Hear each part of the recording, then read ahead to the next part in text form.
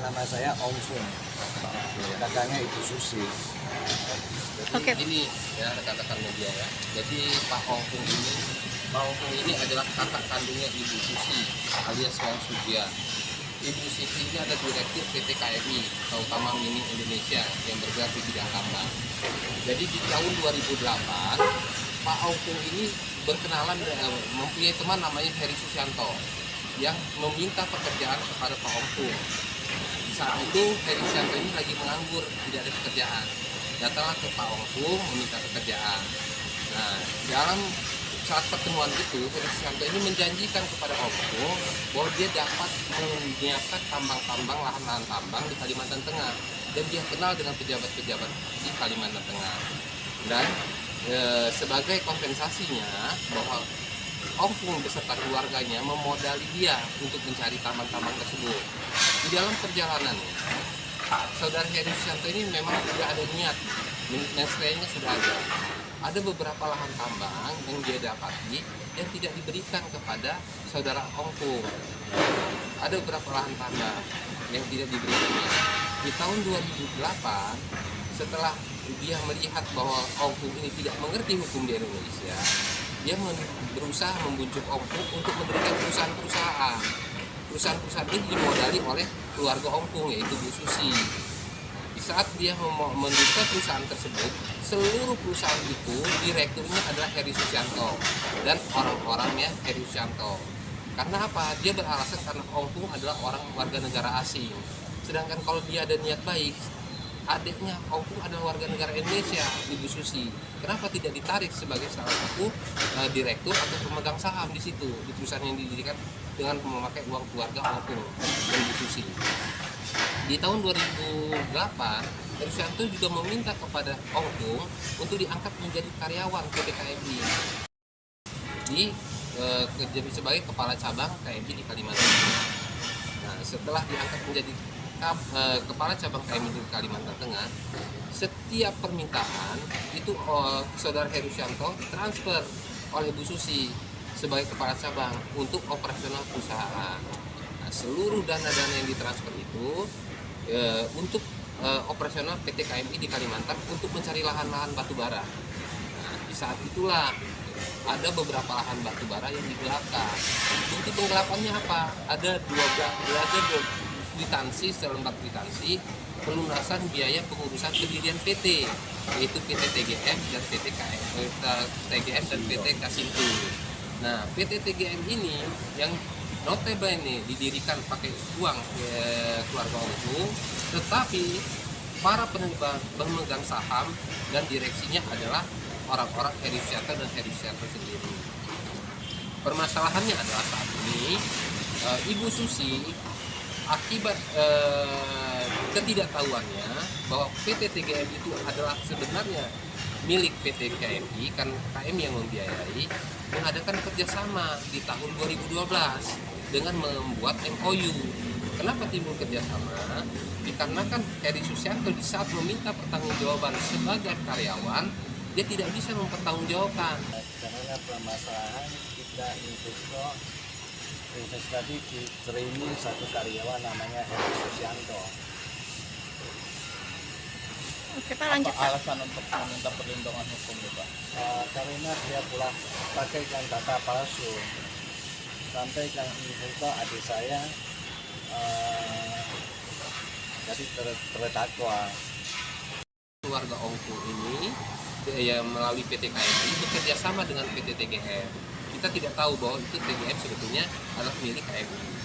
Nah, dalilnya adalah dengan kerjasama itu hutang-hutang yang tidak bisa dipertanggungjawabkan, uang-uang yang tidak bisa dipertanggungjawabkan berubah menjadi hutang dan dinotariskan. Inilah kelemahannya Ong Fung dan keluarga yang tidak mengerti hukum Indonesia. Tetapi, nah setelah itu terjadi, kita sudah tidak tahu itu permasalahannya bahwa itu PT KMI, TGM itu milik KMI. Kita membuatlah menjual batubara. Penjualan pertama itu ditandatangani oleh Heri Susianto, yang kedua oleh Heri Susianto. Penjualan yang ketiga dan keempat itu ditandatangani oleh Insinyur Haji Mahyudin. Insinyur Haji Mahyudin ini adalah salah satu direktur PT TGM. Nah, di saat itu dianggap Insinyur Haji Mahyudin ini membuat surat palsu, memalsukan surat dan memalsukan kop surat. Nah, yang menjadi pertanyaannya, RUPS yang dilakukan oleh Heri Susanto di tahun 2017 itu cacat hukum. Karena kenapa? Penggantian Insinyur Haji Mahyudin dilakukan hanya dengan akte notaris, tapi tidak didaftarkan ke Menkumham. Nah, kalau tidak didaftarkan ke Menkumham, maka maka instansi berwenang itu mengeluarkan SAB, surat asal angkut batubara, SAKB ya. Ya, AAB. Nah, itu akhirnya itu keluarlah dari instansi yang berwenang. Karena perbuatan itu dianggap bahwa Insinyur Haji Mahyudin ini memalsukan dan Bu Susi menggunakan surat palsu yang saat ini lagi disidangkan di Pengadilan Negeri Palangkaraya. Maksud kedatangan Pak Ong datang ke kejaksaan ini meminta keadilan, meminta perlindungan hukum, bahwa pasal 263 yang dituduhkan oleh kejaksaan kepada saudara Susi itu sebetulnya cacat hukum, obskur libel. Karena kenapa? Haji Mahyudin itu direktur PT TGM, yang tanda tangan boleh direktur. Nah, saat itu Haji Mahyudin secara resmi masih dianggap menjabat sebagai direktur PT TGM. Karena kenapa? RUPS-nya tidak didaftarkan. Terus ada lagi surat yang dari PTSP yang menyatakan bahwa kalau PT TGM mengadakan RUPS harus menyelesaikan dulu permasalahan intern. Nah, berarti kan sudah ada penolakan. Yang ketiga, bahwa RUPS yang dilakukan ini tidak cacat hukum, tidak melalui prosedur yang benar. Karena kenapa? Tidak mendapat izin dari gubernur atau kepala daerah tempat tambang itu berada, dan juga tidak mendapat izin dari menteri yang sesuai dengan undang-undang minerba. Nah, jadi makanya SAKB itu keluar dari Dinas Minerba Kalimantan karena menganggap bahwa Insinyur Haji Mahyudin masih dianggap sebagai direktur PT TGM yang sah.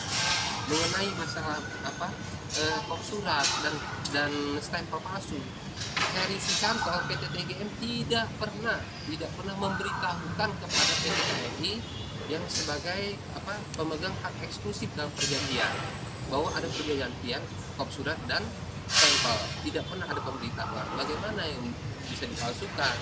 Memang dulunya itu pernah dipakai. Kalau ada pergantian kan harus dijelaskan dulu bahwa kepada rekan-rekan bisnisnya atau rekan-rekan perjanjian kerjanya, baru dia bisa mengklaim itu bahwa surat palsu. Jadi kedatangannya itu salah satunya adalah meminta perlindungan hukum, meminta keadilan kepada kejaksaan, kepada Pengadilan Negeri Palangkaraya, ya, untuk apa?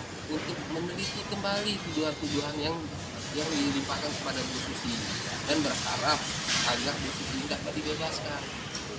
Ini yang pasal 263. Terus yang pasal yang kita laporkan 372 ini ada indikasi bahwa jaksa merekomendasi kepada penyidik Polri bahwa 372 itu mengarah ke perbuatan perdata. Bagaimana mungkin 372 dari pidana menjadi perdata? Karena kenapa? Karena sudah ada bukti bahwa kwitansi yang pendirian TGM itu menggunakan uang perusahaan. Walaupun itu dipakai untuk Heri Susanto untuk mendirikan perusahaan atas nama dirinya, tapi mens rea-nya kan memang itu dari awal dia sudah menipu Ongkung bahwa Ongkung tidak boleh menjadi notaris atau pendiri perusahaan di Indonesia. Dan ada indikasi juga bahwa ini sudah kadaluarsa. Bagaimana kadaluarsa? Kalau dari 2008 sampai 2018 kejahatan itu terus-menerus dilakukan oleh Heri Susanto dengan menipu, menerima uang dari PT TGM, dari PT KMI.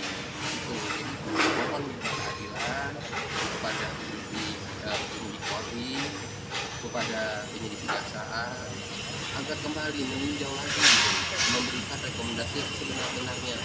Dan itulah Ongkung. Makanya dia meminta kepada pihak Kejaksaan Agung, kepada Polri datang ke sini untuk meminta keadilan untuk adiknya dan untuk keluarganya.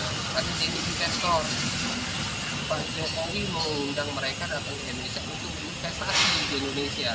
Tapi investor yang kalau investor dizolimi begini mungkin akan lari nanti.